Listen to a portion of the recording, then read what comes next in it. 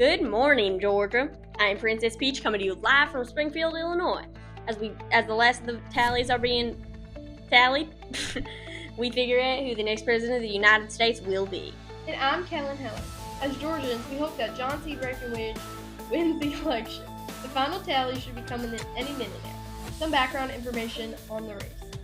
There were 4 candidates: Democrat John C. Breckinridge, Democrat Stephen A. Douglas, Constitutional Union candidate John Bell, and Republican candidate Abraham Lincoln.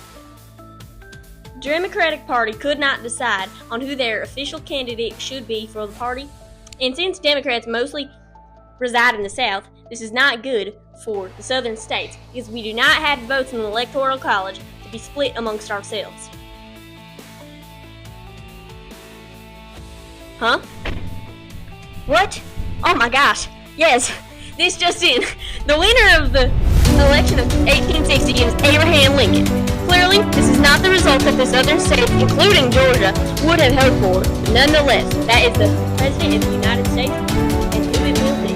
Now that the president has been elected, this will seem to be the first dominant response. I've been unhappy with the government and lack of agreement in the House and Senate for far too long. Georgians, Virginians, and Carolinians can't stand it anymore. So we're sure the actions the result of this election. Hello, I'm William H. Geist, and I'm here to tell you that South Carolina has seceded from the Union. Well, folks, Judith Applebarn here, reporting live from South Carolina in what historians are already calling a declaration of war. The short-fused state of South Carolina has officially removed itself from the United States of America. Yes, folks, at precisely right now, the state signed a declaration of secession. When asked why, South Carolinians cited states' rights, tariffs, and something about not liking the new president-elect. Also, a general refusal to share anything or compromise with anyone ever. A local Charlestonian, little Timmy Tim Tim, has some words he'd like to share. From what my folks have told me, the North is nothing but slaves, sympathizing factory workers, and they won't give us the rights and freedoms we deserve as a state. So we decide to take matters into our own hands and rip away from these Yankees in order to keep our culture, economy, and lifestyle intact. There's no way to keep our plantation up and running if we don't have slaves to run it, and there is not the budget to keep about 100 workers on the payroll. Well, folks, you heard it here first. South Carolina has officially declared their secession from the Union. Stay tuned for updates, or better yet, just listen for cannon fire. This is Judith Applebarn, signing off. Hello, ladies and gentlemen, it's Agatha Florence. The day is September 18th, 1862, and we stand here today at the site of the Battle of Sharpsburg, where blood is being shed for both the Union and Confederacy just yesterday. The Confederacy brought 45,000 soldiers, while the Union only brought 3/4 of their troops, but almost doubled the Confederate forces with 87,000 soldiers. It's a very bloody battle due to the terrain of the fight being a flat field, leaving nowhere to hide, meaning both armies aced head-on, coverless and relentless fire for the duration of the battle. A battle this bloody never has a winner, but the casualties came out to 12,401 Union casualties and 10,316 Confederate casualties. I'm here today with a surviving Confederate soldier who has a first-hand account of what it was like to be on the field. This is Jasper Calhoun. Jasper, what was it like on the field yesterday, being outnumbered nearly 2-1?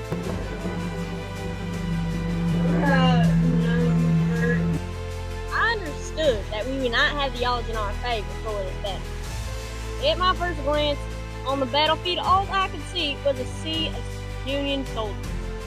But I'll be damned if I hang up my hat just to give up, just because there's a few more men on the other side. I got my southern pride and my southern grit, and myself and the rest of my brothers fighting alongside me, we're going to fire our rifles till we were blue in the face and red on the... So if you're lonely, you know I'm here waiting for you. I'm just a crosshair.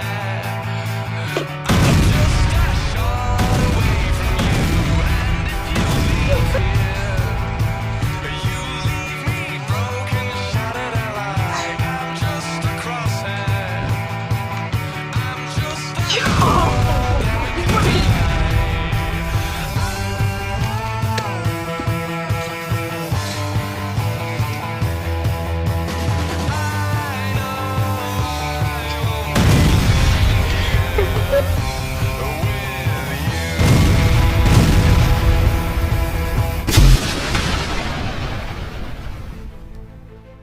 What was the Confederacy strategy going into the battle? We were split into 5 groups alongside the Potomac River, and the plan was to attack in groups, eventually taking the Union Army. But of course, we had to pivot once the plans were given away. What are your thoughts on the plans falling into McClellan's hands? Clearly, it was a large mistake by the messenger or whoever lost the plans. But even with the plans lost, the North did not capitalize. McClellan is far too cautious to make a good game-time decision and threw away his chance to take us over. If our forces were given the same opportunity, this war would be damn near over. But, like I said before, the South has the fight and the hard work that the North does not have and never will have. And that's what we're fighting to try to keep. Thank you, Jasper. Like her said, the outcome of this battle is quite surprising considering the plans were given away from the quantity of the Union soldiers. But it's good to know that the Confederacy is strong. Now back to the headquarters. It is Heller Keller here reporting at headquarters. The battle at Sharpsburg has given the President of the United States the confidence to issue the Emancipation Proclamation, which has issued all the Confederate states slaves to freedom. This will not be recognized by our country because a president of a different country cannot order what happens in our borders. There will be so many more bloody battles, and we just all need to prepare for it and fight our hardest. Back to you. July 1st, day 1 of the battle. Confederate forces pushed the Union troops through Gettysburg to high ground. It is now day 2. There's fierce fighting occurring at locations like Little Red Top, the Whitfield, and Peach Orchard. But the Union held a strong and defensive front. Hey, what you doing over here? I'm reloading! Breaking news! We're here at day 3 of the Battle of Gettysburg! Oh my god, they just called a friggin' Pickett's charge! Oh my god! Oh my god, the Union's destroying them! Oh, they're retreating! Oh my god! Oh my god! Overall, the Union has won. Union Major General George Meade's Army of the Potomac defeats the attacks by the Confederate General Robert E. Lee's Army of Northern Virginia, halting Lee's invasion of the North and forcing his retreat. Lee was forced to retreat to Virginia! And the defeat stopped Lee's northern invasion and put them solely on defense for pretty much the rest of the war, while also boosting Union morale. We're getting reports that this could be the turning point of the war. Now let's look at what's happening at sea. We are here capturing a conversation between General Grant and General Sherman. Shh, so we can listen. Sherman, you're in charge. Take a harsh approach. Destroy down Confederate property and infrastructure to wear down their will to fight. Okay. Right now we are live from our neck of the woods, Savannah, Georgia, covering Sherman and his troops reaching the seat of their march to the sea. It is December 21st, 1864, and once they hit the sea, it marks the end of their march. Let's take a look at what they're doing.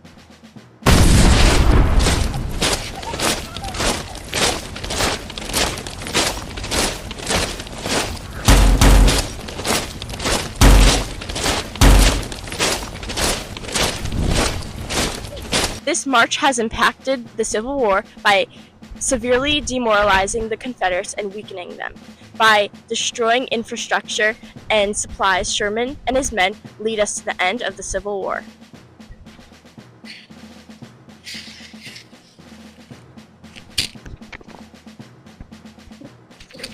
I'm Kenilyn Henner. And I'm Heller Kellen. We're sad to report tragic news.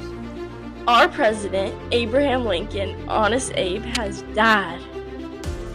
We ask that everyone is very careful and cautious since we have not found out where to be. If anyone has any information of where he might be, please contact the police. He's around 5'8", black hair, black mustache, and brown eyes. Thank you.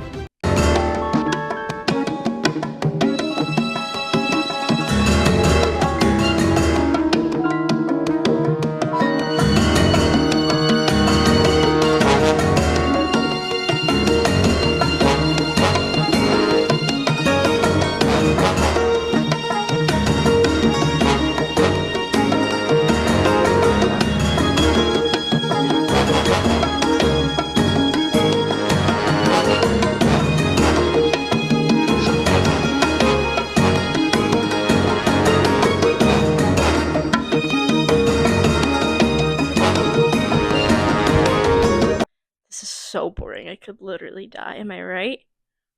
Of course.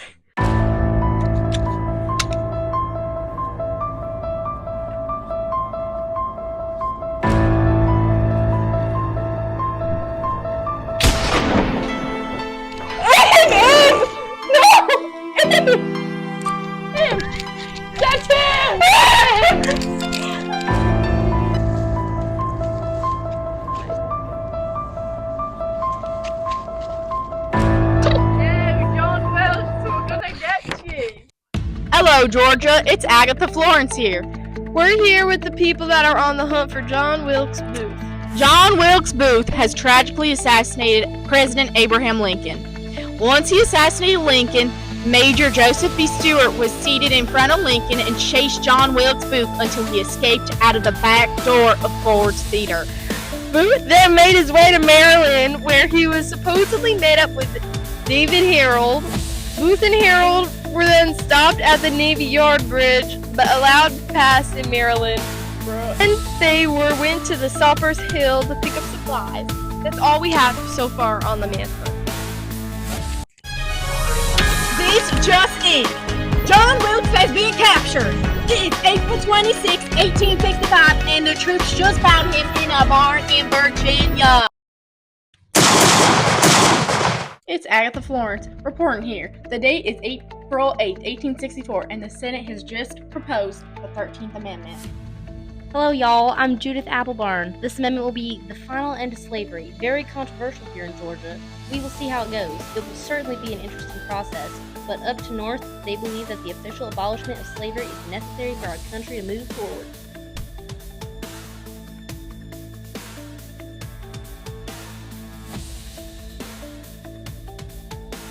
Approved.